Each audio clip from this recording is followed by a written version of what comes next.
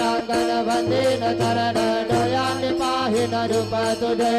प्रेमे आनंदन अनंत पूजन भावे उभाळन म्हणे नाम त्वमेव माता पिता त्वमेव त्वमेव बंधु सखा त्वमेव त्वमेव विद्या द्रविणं त्वमेव त्वमेव सर्वं मम देव देव कायेन वाचा मनसेन्द्रियेर्वा बुद्ध्यात्मना वा प्रकृतिस्वभाव करोमि यत् सकलं परस्मै नारायणाय समर्पयामि अच्युतं केशवं रामनारायणं कृष्णदामोदरं वासुदेवं हरिधरं माधवं गोपिकावल्लभं जानकीनायकं रामचन्द्रं भजे हरे राम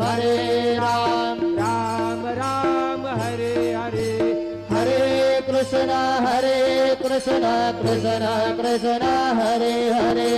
श्री गुरुदेव दत्त